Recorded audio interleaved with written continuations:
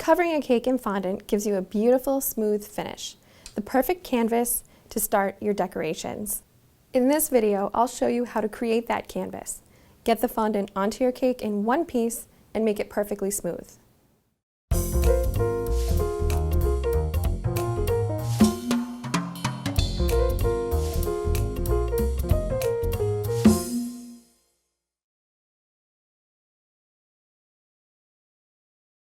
Before we start, I've done a few things in order to get the cake ready. First, I've crumb-coated my cake and let it set up in the fridge for at least an hour. Now, I'm going to brush the cake with a little bit of water. This just helps the fondant adhere to the cake and prevent air bubbles from forming after your fondant finish is applied. You want just enough water to make the surface of the cake sticky, but not so much so that it's dripping. Now that the cake's been brushed with water, I'm going to knead my fondant a little bit to make it smooth and pliable. I have a little vegetable shortening here in a small bowl, just so my fondant rolls more easily over the surface of my countertop. Now I have my fondant rolling pin. You'll notice that it's a smooth plastic rolling pin, not a wooden one. Wooden ones can leave marks on the fondant and absorb food coloring. This kind of rolling pin will give you a nice, clean, smooth finish. I'm going to roll my fondant similar to how you roll pie dough, except I'm not going to move the dough as much as you would if you were rolling out pie dough. I start from the center and roll towards the edges of the fondant. If your fondant starts to get sticky like that, just use a little bit more vegetable shortening.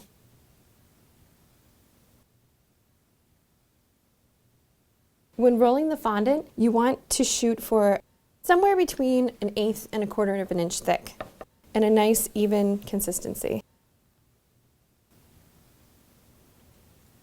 I'm going to measure the sides of my cake so that I know how large I have to roll my fondant. You want the diameter of the cake plus 2 times the height.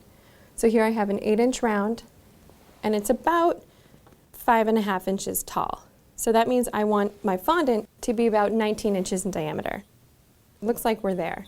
Now I'll trim the edge of the fondant, which will give me a nice clean edge to roll up over my rolling pin. Place the pin on top of the fondant, pick the edge up, and roll it over the top. Now I'm going to roll the fondant up over my pin. Slide my cake right in front, and then lift the fondant up over the cake, draping it over the top and sides. Next, you want to move rather quickly and smooth the top of the cake with your hands. Next, press along the top edge of the cake to prevent the sides from tearing. Now to smooth the fondant out, you pull with one hand and slide down the surface of the fondant with the other. You always want to move in a top-down direction. As you move around the cake, just continue pulling the bottom of the fondant, allowing it to stretch a little bit, and smoothing it along the surface of the cake. Once you have the fondant adhered to the cake, I like to run my finger just along the bottom edge to give me a nice, clean seam where the fondant meets my surface. Now, using a small knife, I'll trim away the excess fondant. I'll hold the knife so that it's parallel with the cake and run it along the bottom edge. And just pull away the excess fondant as you go.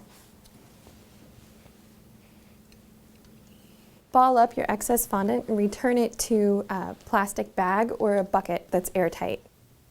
Now, to really give your fondant a smooth as glass finish, you'll want to use fondant smoothers.